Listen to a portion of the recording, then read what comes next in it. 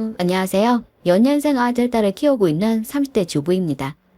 얼마 전에 제가 어릴 적 썼던 일기장을 본 적이 있었는데요. 그 일기장에 좋아하는 단어를 가득 써두었더라고요. 여러 단어 중에서도 저는 기적이라는 단어를 참 좋아했는데요. 그 단어를 들을 때마다 뭔가 나한테도 그런 행복한 일이 있을 것 같은 느낌이 들었던 것 같아요. 기적이라는 단어를 좋아했던 만큼 제 삶에서도 그런 일이 일어나기를 간절하게 소원하곤 했었죠? 그랬기에 지금의 제 삶에 기적 같은 행복이 찾아온 게 아닐까 해요. 왜 간절히 바라면 이루어진다는 말도 있잖아요. 그래서 제 삶에 찾아온 기적과도 같은 인연에 대해서 한 번쯤 들려드리고 싶었어요. 그럼 제 이야기, 떨맘 구독자분들께 시작해 볼게요. 저는 사업가 아버지 덕분에 좋은 집에서 부모님 사랑 받으며 호강하면서 자랐어요. 제가 집안의 막내라 그래서 더 예쁨을 많이 받았습니다. 그렇다고 우리 부모님께서 자식들 오냐 오냐 다 받아주고 키우신 건 아니에요. 그만큼 예의 범절 가르쳐 주시면서 또 선하게 사는 법을 가르쳐 주셨거든요. 특히 아빠는 자신이 얻은 만큼 베풀 줄 아는 분이셨습니다. 형편이 어려운 사람들이 있다면 무엇이든 그 사람들과 나누는 거라고 하셨어요.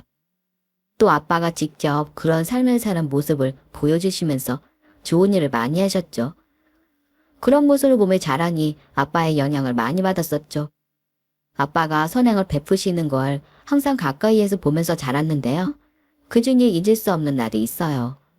제가 중학생 때였나? 하루는 치킨이 먹고 싶어 배달을 시켰거든요. 때마침 그날이 장마였는데 그래서인지 주문한 지 1시간이 넘었는데도 치킨이 오질 않았어요. 부모님께서 비도 오니 느긋하게 기다리라고 하셨는데 어린 마음에 느긋하게 기다린다는 게 어디 쉽나요? 치킨 시킨 뒤 2시간이 넘어가자 배도 고프고 하도 나고 그랬죠. 그래서 짜증난 얼굴로 앉아있는데 그때 딱 배달원이 도착했어요. 얼른 치킨을 받으러 뛰어나갔는데 제 앞에 선 배달원의 모습을 보고 정말 깜짝 놀랐습니다.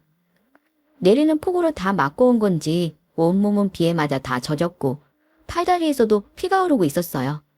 엄마 아빠가 깜짝 놀라 뛰어나오실 정도로 배달원 몰골이 말이 아니었죠. 배달원은 품에 있던 치킨을 건네고는 저희 가족 앞에 죄송하다며 고개를 숙였습니다. 늦어서 정말 죄송합니다. 오다가 비가 너무 많이 오고 넘어지는 바람에 더 늦었습니다. 죄송합니다. 배달원의 말에 아빠는 괜찮다면서 상대의 다친 몸부터 확인하셨습니다. 아니에요. 괜찮아요. 그나저나 이 폭우를 들고 다친 몸으로 여기까지 배달 오느라 고생 많았어요. 다친 곳은 어때요? 보니까 살갗도 다 까지고 비도 많이 나는 것 같은데 많이 다친 거 아니에요? 저는 괜찮습니다.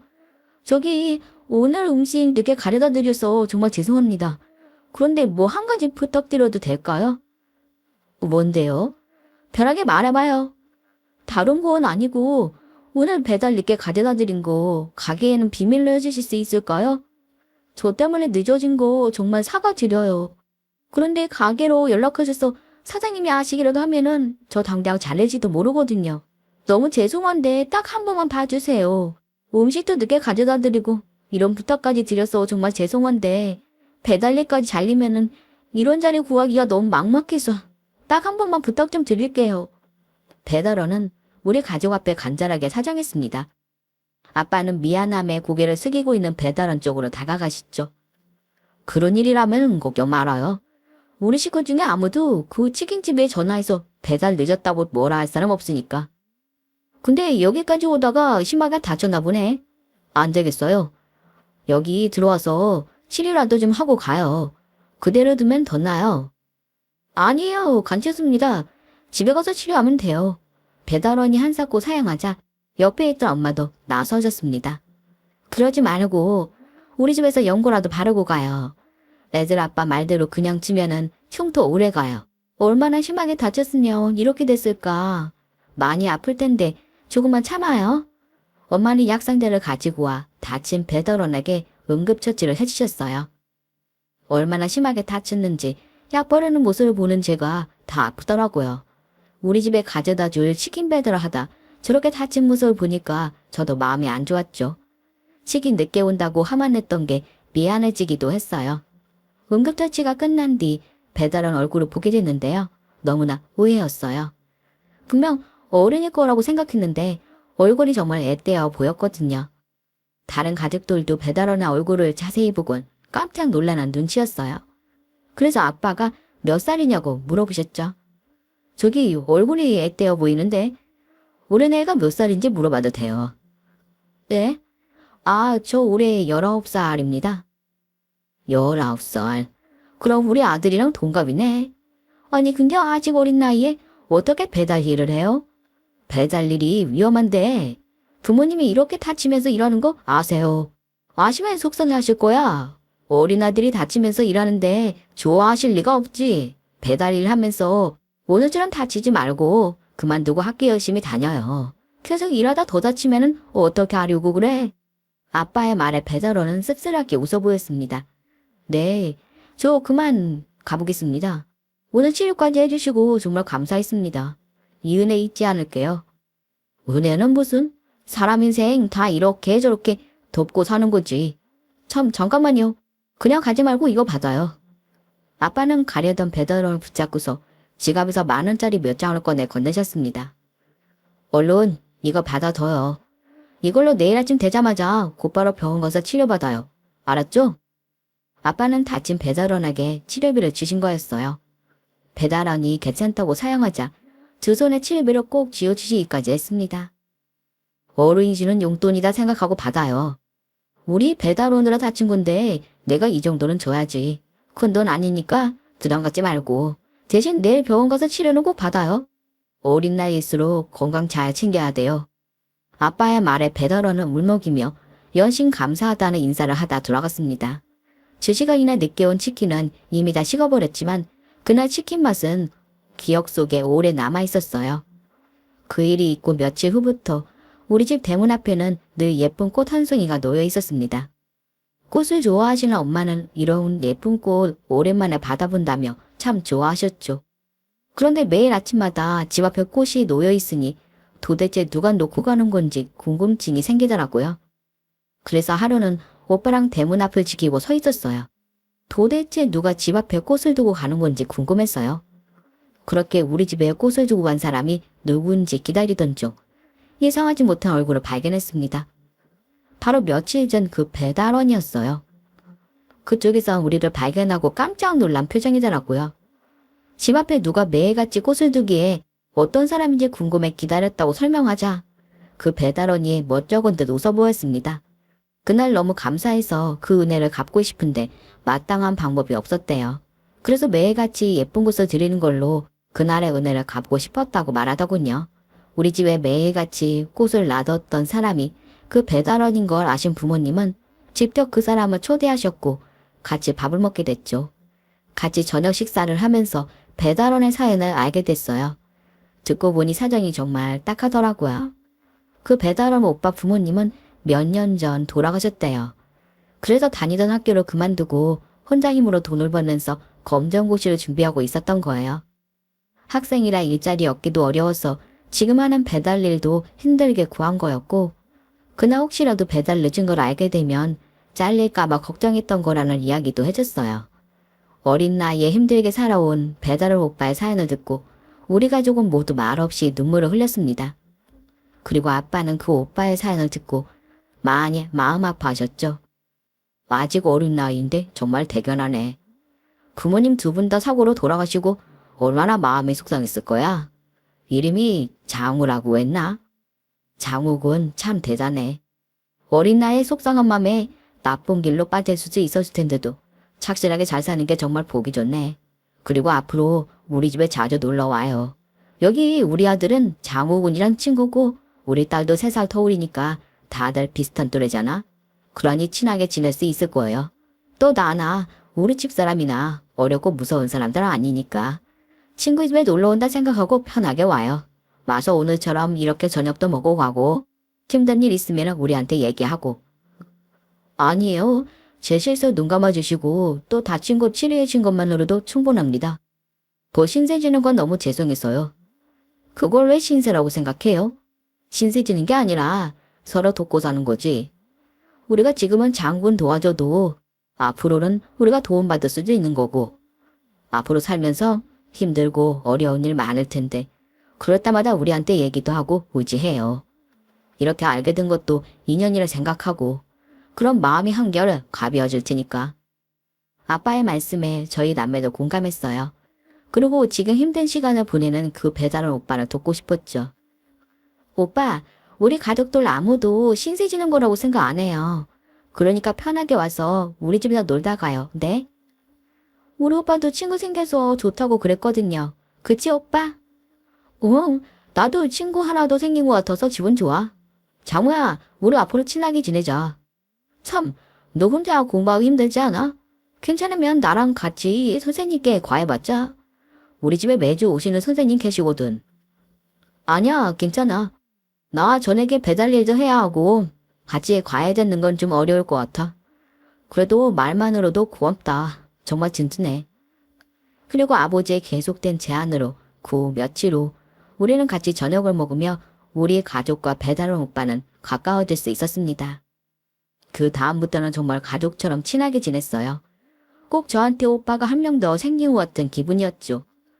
알게 된 지 얼마 안 됐지만 정말 우리 친오빠처럼 편하기도 했고 또 저를 잘 챙겨줘서 제가 잘 따르기도 했었습니다. 몇 년 뒤 장우 오빠는 대학에 합격했어요. 다른 지역에 있는 대학에 들어가게 되어 자주 오기 힘들 거라고 인사를 드리러 왔더라고요. 오빠, 그럼 이제 우리 집 안 오는 거야? 대학 들어갔다고 나 모른 체 하고 그러는 거 아니지? 야우, 말도 안 돼. 내가 너를 왜 모른 척하냐. 어머니 아버님도 그렇고 지혜 너 보러 자주 들를 거야. 그래도 한 동네 살 때처럼은 못 올지도 몰라. 아무래도 거리가 있으니까. 그래도 틈나는 대로 올 테니까 섭섭해하지 말고. 그래, 대신 내가 오빠 얼마나 자주 오는지 계속 감시할 거야. 조금이라도 늦게 오면 괴롭힐 거니까 두고 봐. 제 말에 장호 오빠, 우리 가족들은 환하게 웃었어요. 그러면서도 자식처럼 아낀 오빠가 다른 지역으로 이사 간다니 내심 아쉬운 눈치셨어요. 특히 그날 배달 왔을 때부터 아빠가 각별하게 챙겨주셨던 터라 장호 오빠가 대학 간단 말에 아빠가 무척이나 아쉬워하셨습니다. 지혜자가 진짜 섭섭하긴 한가 봐. 저런 말을 다 하는 걸 보면은. 근데 솔직히 나도 좀 섭섭하네. 매주 보면서 같이 밥 먹고 아들처럼 생각했는데 자주 못 본다니 너무 서운해. 꼭 자식 떠나보내는 기분이야. 죄송해요. 제가 너무 멀리 대학을 가는 바람에. 그래도 시간 날 때마다 자주 오겠습니다. 전화도 자주 드리고요. 에이, 뭘 그런 거 가지고 죄송해. 그냥 아쉬워서 하는 소리지. 집에 자주 들르는 건 좋은데 무리해서 일부러 올 거 없어. 대학 가면 시험이다 과제다 바쁜 일 많을 텐데 그런 거 다 마치고 와도 괜찮아. 그냥 잘 지내고 있다는 안부 전화나 해주면 돼. 네, 꼭 전화드리고 자주 찾아뵐게요. 정말 어머님 아버님 그리고 지훈이랑 지혜 없었으면 저 정말 힘들었을 거예요. 그동안 너무 감사했습니다. 제가 성공해서 베풀어진 은혜 갚을게요. 은혜는 무슨? 우리 사이에 그런 말 하지 말라니까. 아빠의 말에 장우 오빠는 고개를 숙이며 눈물을 흘렸어요. 아빠도 다가가 우는 오빠를 토닥여 주셨습니다. 그 말을 지켜보는 저희도 가슴이 찡했었죠. 장우 오빠는 대학 공부를 위해 다른 지역으로 떠나고 저 또한 대학 입시를 위해서 바쁘게 생활했습니다. 그 후로도 우리는 여러 번 왕래하며 가깝게 지냈지만 아무래도 사는 곳이 달라지다 보니까 예전처럼 자주 볼 수는 없었습니다. 오빠도 저희 가족도 만나기 힘든 일이 생기기 시작했고 제가 대학에 입학하던 해에 집이 서울로 이사를 하면서 귀한 인연이 끊어지게 됐습니다. 시간이 흘러 저도 대학 졸업 후에 취직을 했고 결혼 정년기에 나이가 됐어요. 20대 후반이었으니 당연히 결혼을 전제로 만나는 남자친구도 있었고요. 착하고 좋은 사람이었기에 결혼을 결심했고 큰 문제 없이 결혼식을 준비하고 있을 때였습니다. 그 무렵 아빠 회사에 위기가 찾아오기 시작했죠. 오빠가 아빠 회사에서 일하게 되면서 새로 시작한 일이 있었는데 그게 문제가 되는 것 같았어요. 그래도 큰일이 있을까 싶었는데 결국 일이 터지고야 말았습니다. 그동안 잘 버티던 회사가 부도가 나고 만 겁니다. 그 일로 오빠는 큰 충격을 받았어요. 본인이 추진해오던 일인데 잘못되어서 아빠 회사가 망했으니 다 본인 잘못이라고 생각했나 봐요. 그래서인지 갑자기 잠적을 해버렸고 얼마 뒤 세상을 떠났다는 연락을 받았습니다. 지금 망했는데 오빠까지 그렇게 가버렸으니 세상이 다 끝난 느낌이었습니다. 태어나서 처음 겪어보는 시련이었거든요. 그렇지만 버틸 수 있다고 생각했습니다. 내 앞에는 내 편이 될 예비 신랑이 있으니 든든하게 위로받을 수 있을 줄 알았죠. 오빠 발인까지 마치고 바로 신혼집으로 들어갔어요. 신혼집을 미리 얻어 예비 남편과 같이 살고 있었거든요. 집에 도착하면 오빠를 보내고 오는 저를 따뜻하게 맞이해 줄 줄 알았는데 현실은 달랐음. 신혼집에 들어서니 현관 앞에 제 짐가방이 놓여 있었어요. 무슨 영문인지 몰라 대체 이게 뭐냐고 물었죠. 자기야, 이거 내 짐가방 아니야? 이게 왜 밖에 나와 있어? 제 물음에 예비 신랑은 한숨을 푹 내쉬었습니다. 야, 지야, 그거 네 짐이야. 그거 이 집에 들여놓은 네 짐 챙겨놓은 거야. 가지고 너네 집으로 가. 그게 무슨 소리야? 짐을 가지고 가라니? 이제 여기가 우리 집이잖아. 우리 신혼집 나가서 나보고 어디 가라는 거야? 야, 너 진짜 무슨 말인지 몰라서 묻는 거야. 우리 결혼 깨자고 파혼하자는 말이잖아. 그래는 처지가 불쌍해서 적당히 말하고 넘어가려고 했더니 애가 눈치가 있어야지. 아, 자기야, 파혼이라니. 우리 결혼식 며칠 안 남았다고. 근데 파혼을 해? 나 요즘 힘든 거 몰라? 내 상황 뻔히 다 알면서 어떻게 파혼을 하자고 해. 난 힘들어도 자기랑 같이 있을 생각으로 버티고 있는데. 그러니까 파혼하자고. 나 솔직히 지금 너희 집 상황 너무 부담스럽다. 집안도 망하고 거기다 너희 오빠까지 그렇게 됐잖아. 그럼 자식이라고는 이제 너 하나 남았는데 너네 회사 부도난 거 수습하고 앞으로 너희 부모님 뒤치다거리까지 하면서 살아야 되는데 나보고 그렇게 살라고. 야, 난 그렇게 못해. 너무한다 정말. 아무리 지금 내 상황이 안 좋아도 우리 결혼하기로 약속한 사람들이야. 부부로 살면서 이 정도 힘든 일 생길 거라고 생각 못했어? 그냥 그 일이 조금 빨리 온 것뿐인데 그건 못 견디고 헤어지자고 하는 게 말이 돼? 그래, 네 말도 맞는데 난 그런 거 못 견뎌. 아, 그리고 솔직히 니네 회사 망할 줄 몰랐다고. 망할 줄 알았으면 내가 너랑 결혼 마음을 먹었겠냐? 너네 집 갑자기 알고 지내고 나서 우리 엄마 아빠도 결혼 깨라고 난리셔. 그런 재수없는 집구석 사위 되지 말라고 성화시다. 아무튼 난 너랑 헤어지기로 마음 붙였고 그러니까 이쯤에서 정리하자. 그 사람은 그렇게 제게 헤어지자고 말했습니다. 결혼식을 일주일 남겨놓고 사랑하는 예비 신랑에게 버림받고 만 거예요. 그날 같이 살기로 한 신혼집을 나오면서 얼마나 울었는지 몰라요. 한순간에 이런 처지가 된 제 자신도 비참했고 앞으로 내 인생 어떻게 살아야 할지 정말 막막했습니다. 집은 망해 살던 집도 경매로 넘어가고 아들을 잃은 부모님은 삶의 모든 희망을 놓아버린 듯 했습니다. 저도 다 포기해버리고 싶었어요. 그런데 그대로 포기할 수가 없더라고요. 이게 내 인생에서 처음 나타난 시련이라면 멋지게 극복해주겠다고 마음먹었습니다. 그래서 그 다음부턴 진짜 이악 물고 살았어요. 내가 무너지면 안 된다는 이함 하나로 죽도록 일만 했습니다. 퇴근하고 돌아오면 밤에는 아르바이트를 하면서 악자까지 돈을 모았어요. 제가 열심히 살기 시작하니 부모님께서도 그런 저를 보고 기운을 얻으셨습니다. 두 분은 일을 시작하셨고 우리 셋이고 똘똘 뭉쳐 돈을 벌었어요. 그러니 조금씩 숨통이 트였습니다. 물론 예전 잘 살던 시절만큼은 아니었지만 그래도 형편이 피기 시작한 거죠. 열심히 살다 보니 어느 정도 돈도 모았고 모은 돈으로 동네 근처에 샌드위치 가게 하나를 열었습니다. 가게 열고 처음엔 진짜 팔이 날리는 수준이었어요. 모은 돈 투자해서 가게였고 오픈한 건데 이대로 망하면 어떻게 하나 불안하기도 했었죠. 그러다 손님을 기다리기만 하면 안 될 것 같아서 직접 발로 뛰며 홍보했어요. 그런 노력 덕분인지 조금씩 손님들도 늘어났습니다. 손님들이 늘기 시작하니 그제야 마음이 놓이더라고요. 특히 저희 가게엔 회사 주문이 많았는데 단골 중에서는 직원들 먹일 샌드위치를 직접 사가는 사장님이 계셨어요. 우리 샌드위치 가게 근처에서 벤처 회사를 운영 중인 사장님이었고 자주 오시는 편이라 한 번은 대화를 나누게 됐습니다. 그날도 샌드위치를 단체 주문하시고는 가게 가지러 오셔서 반갑게 인사를 나눴죠. 어머, 안녕하세요. 오늘도 직접 오셨네요. 사장님이 이렇게 직원들 먹을 것까지 챙겨주시고 직원분들은 정말 좋겠어요. 그런가요? 그냥 직원들 심부름 시키고 싶지 않아서 하는 일인데요, 뭘. 우리 직원들이 여기 샌드위치를 좋아하기도 하고요. 그리고 일할 때는 배고픈 것보다 든든하게 낫잖아요. 저도 배고프던 시절을 겪어서 그런지 무슨 일이든 배부르게 먹고 시작해야 하는 것 같아요. 사장님이 힘든 시절이 있으셨어요? 저는 벤츠회사 사장님이라고 하셔서 부유하게 자라서 사업 시작하신 분인 줄 알았어요. 그렇게 생각하실 수도 있죠. 근데 저 누구 도움 받은 적 없이 혼자 힘으로 여기까지 왔어요. 그래서 고생도 많이 했지만요. 그러셨어요? 저는 그러셨던 것도 모르고 실례했네요. 죄송해요. 아니에요. 사장님이 죄송할 게 뭐가 있어요? 괜찮습니다. 그나저나 사장님은 이 샌드위치 가게 어떻게 시작하시게 된 거예요? 샌드위치도 맛있고 홍보도 열심히 하셨던 게 기억에 남아서요. 예전부터 이쪽 일을 해오셨어요? 아니요.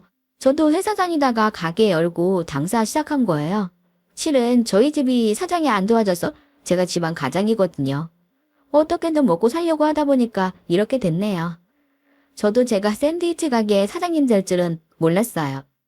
그러셨구나. 근데 정말 대단하세요. 회사 다니시다가 사업 시작하셔서 이렇게 맛있는 샌드위치도 만드시고 멋있으세요. 사실은 사장님이 예전에 저 알던 동생이랑 많이 닮아서 혹시나 그 동생인가 했었어요. 근데 그 동생은 본인이 직접 사업할 일은 없을 것 같아서 아무튼 오늘도 샌드위치 잘 먹겠습니다. 많이 파세요. 그 손님과는 그날 처음으로 긴 대화를 나눈 거였지만 뭔가 친숙한 그런 느낌도 들었어요. 가게 하다 보면 진상 손님도 많은데 저렇게 매너 좋은 손님만 있다면 참 좋겠다 싶은 생각을 했었고요. 그렇지만 이후로 그 손님과 더 대화를 나눈 적은 없었어요. 가게가 더 바빠져 정신없었으니까요. 그리고 혼자 하기는 역부족이라서 부모님까지 나오셔서 가게 일을 도와주셨습니다. 엄마는 저랑 같이 샌드위치를 만들고 아빠는 그 사이 배달을 다니시고요. 일손이 늘어난 덕분에 가게도 더 안정적으로 운영할 수 있었습니다. 매출도 잘 나오고 그다지 정말 오랜만에 행복함을 느껴봤어요. 아빠 회사 망하고 오빠 그렇게 되고 또 저까지 파혼당하면서 정말 끝도 없는 터널을 지나는 기분이었는데 점점 빛이 보이는 것 같았어요. 모든 게 다 지금처럼만 이어진다면 힘든 시간 보내 우리 세 가족 더 행복하게 살 수 있을 것 같았죠. 그렇게 부푼 꿈을 꾸던 어느 날이었습니다. 그날도 정신없이 장사를 하고 직장 일을 하는데 엄마가 뭔가 이상하다고 하셨죠. 예, 지혜야. 네 아빠 배달 나간 지 한참 되지 않았어? 왜 이렇게 안 들어와? 이상하네. 그러게, 들어오실 때 지난 것 같은데 왜 아직 안 오시지? 뭐 어디 들렀다 오시는 거 아니야? 네 아빠가 들릴 때가 어디 있어. 그리고 가게 일 바쁜 거 뻔히 아는데 가게에 붙어 있을 사람이지. 오다가 무슨 일이 생겼나? 너, 네 아빠한테 전화 좀 해봐. 그때였습니다. 엄마의 휴대폰이 울렸어요. 당연히 아빠가 전화하신 줄 알았죠. 하지만 전화는 아빠가 아닌 경찰서에서 왔습니다. 그리고 정말 충격적인 소식을 들었습니다. 아빠가 교통사고를 당해 병원에 실려가셨다는 연락이었어요.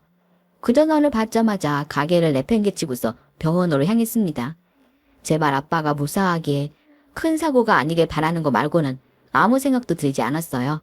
병원에 도착해 아빠 상태를 확인하고 경찰이 아빠 사고 경위를 알려주는데 순간 정신이 아득해지는 걸 느꼈습니다. 아빠가 당하신 사고는 생각보다 심각했습니다.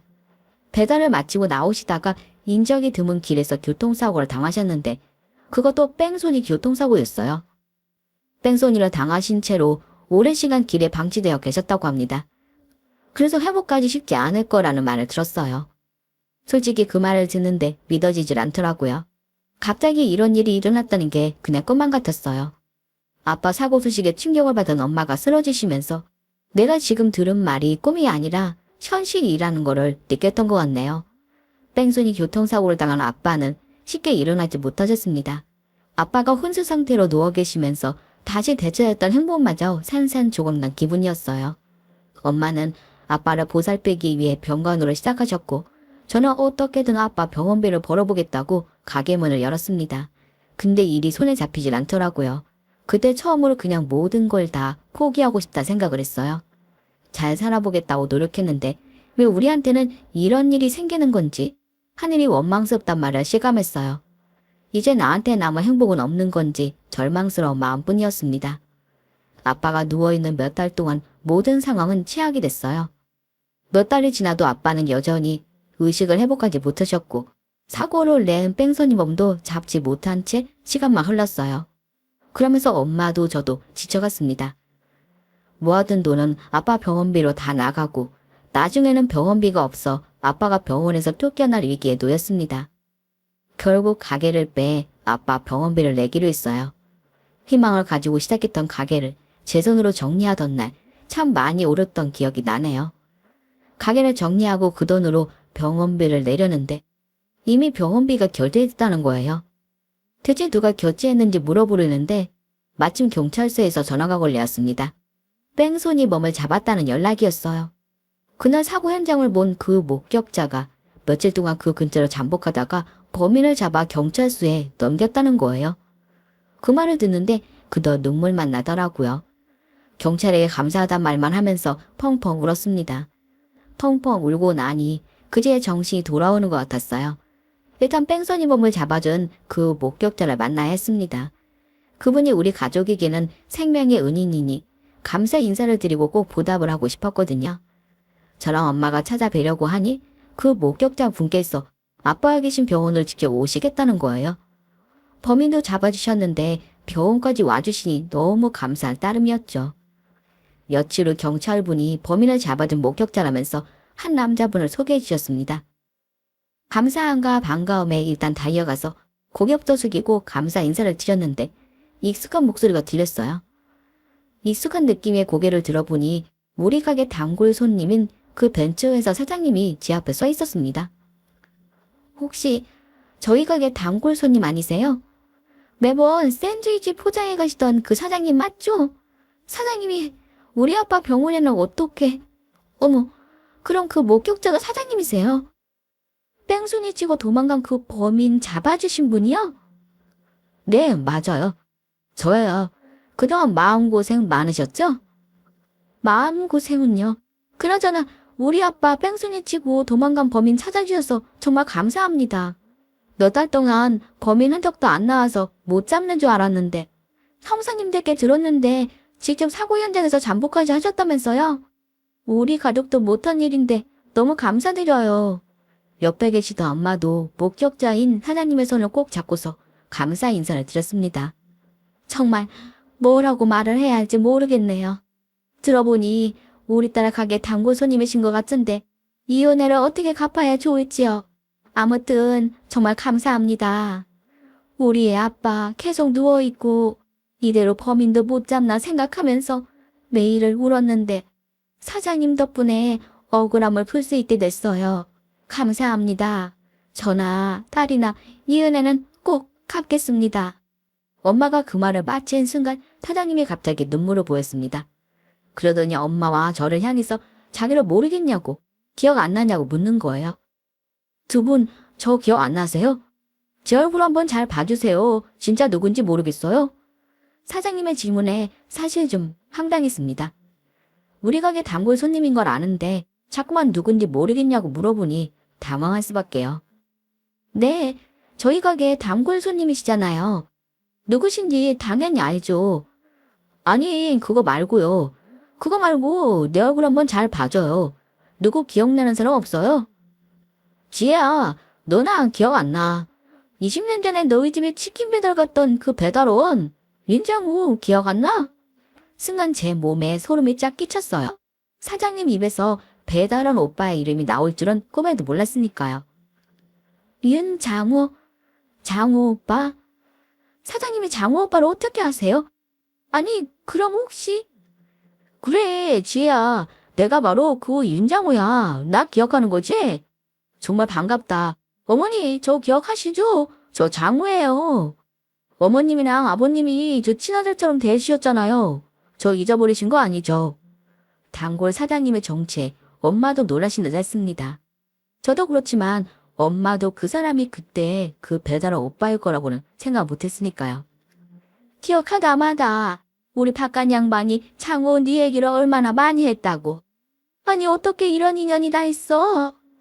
이렇게 만날 줄은 꿈에도 몰랐는데 지혜 가게 단골이었다니. 그런데 우리가 어떻게 못 알아봤을까? 우리 가게도 자주 왔을 텐데 어머니, 사실 저 10년 전에 교통사고 나서 다친 적이 있어요. 그때 얼굴을 좀 다치면서 수술하는 바람에 예전 얼굴이랑 달라졌고요.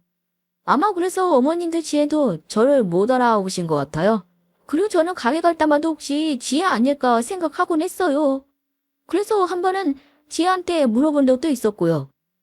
지혜야, 너 기억 안 나? 우리 지난번에 얘기할 때 너 아는 동생하고 닮았다고 그런 말 했었잖아. 아, 맞아요. 기억나요. 그럼 그때 난 줄 알고 물어본 거였어요?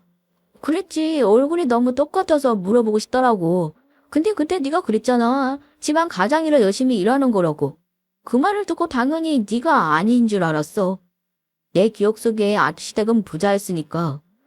사장 힘들어져서 가게 할 거라고는 상상도 못했거든. 그러니 당연히 그냥 너랑 참 많이 닮은 사람이구나 했지.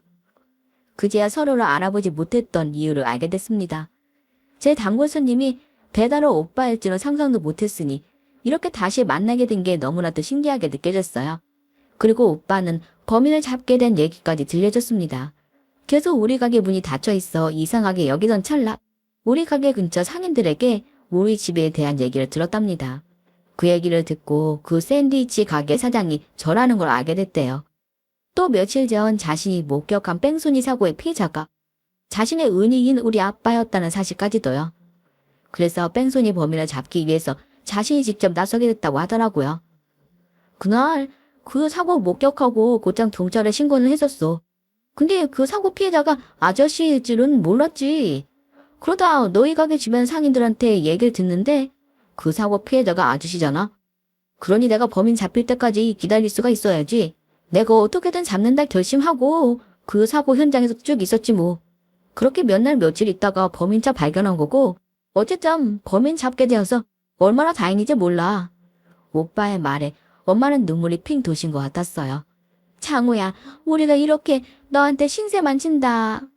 일도 바쁠 텐데 뺑소니범까지 잡는다고 얼마나 고생이 많았어.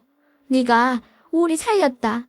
누워있는 지혜 아빠만 보면은 얼굴도 모르는 뺑소니 치고 간 범인 때문에 분통이 터졌는데 네 덕에 살았어.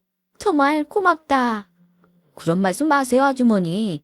아저씨가 저한테 무슨 시대를 지셨어요? 오히려 신세는 제가 지고 살았죠. 의지할 곳 없는 저한테 가족이 되어주시고 보살펴 주셔서 얼마나 감사했는데요. 저 정말 두 분께 은혜 갚으려고 저 잘된 모습 보여드리려고 열심히 살았어요. 이렇게라도 은혜 갚을 수 있어서 진짜 다행이에요. 그러지 마. 우리가 해준 게 뭐가 있다고. 아니에요. 저한테는 얼마나 감사한 분들이신지 모르시죠? 두 분 모두 부모님 같고 지혜나 지훈이나 다 가족 같았어요. 그리고 저 처음 치킨 배달하러 갔던 날 치료해 주시고 저한테 치료비까지 지어주셨던 거 그날 일 못 잊어요. 그렇게 저를 따뜻하게 대해주신 아저씨가 계셔서 제가 지금 이 자리에 있는 거예요. 다시 한번 정말 감사합니다. 오빠는 그렇게 엄마 앞에 고개 숙여 인사했습니다. 이상하게 그 모습을 보는데 그렇게 눈물이 나는 거예요. 이렇게 다시 재회한 것도 감격스럽고 또 우리 아빠를 위해 뺑소니범을 잡아준 오빠의 그 마음도 감동이고요. 그 순간 엄마와 나 그리고 배달은 오빠까지 믿지 못할 기적에 주저앉아서 오해를 했습니다. 우리 셋 서로 끌어안으며 뜨거운 눈물을 흘렸죠. 게다가 몰래 병원비를 계산해 준 건 장호 오빠였어요. 오빠의 고마운 마음 덕분에 정리했던 가게도 다시 시작할 수 있었습니다. 그리고 얼마 뒤 기적 같은 일이 또 한 번 우리 가족을 찾아왔습니다. 몇 달 동안 혼수 상태로 지내던 우리 아빠가 드디어 깨어나셨거든요. 장호 오빠는 의식을 되찾은 우리 아빠와 20년 만에 다시 만났습니다. 아빠는 감격의 눈물을 흘리시면서 장호 오빠를 안아주셨어요. 내가 집사람한테 얘기 들었어. 내 뺑소니범 잡아준 게 자네라고. 고맙네. 정말 고마워. 자네 덕분에 내 억울한 한 다 풀었어. 이 은혜를 어떻게 보답해야 할지. 보답은요. 자꾸 은혜 갚는다, 보답해야 된다 이렇게 말씀하시면 저 정말 섭섭해요. 제가 아저씨 아주머니께 받은 게 얼마인데요. 자꾸 미안해 마시고서 그냥 자식이라고 생각하고 받아주세요. 두 분 모두 저에게는 부모님 같은 분이세요. 그리고 더 일찍 찾아뵙지 못해서 죄송합니다. 당연히 잘 지내시는 줄만 알고 더 성공하고 찾아뵈야지 하면서 미루기만 했어요. 제가 조금만 더 빨리 찾아뵈었어도 이런 고생 안 하시는 건데요. 아이, 무슨 그런 말을 해. 바쁘게 살다 보면 그럴 수도 있지. 이제라도 이렇게 우리 앞에 다시 나타나준 것만 해도 진심으로 고마워. 아빠 장우 오빠의 재해를 보고 있으니 제 눈시울도 붉어지더라고요. 이렇게 믿기 어려운 인연이 있다는 게 신기했고 이런 기적과 같은 일이 우리한테도 일어나는구나 싶어서 가슴이 뭉클했습니다. 그 의식을 회복하신 아빠는 건강한 대처하셨어요.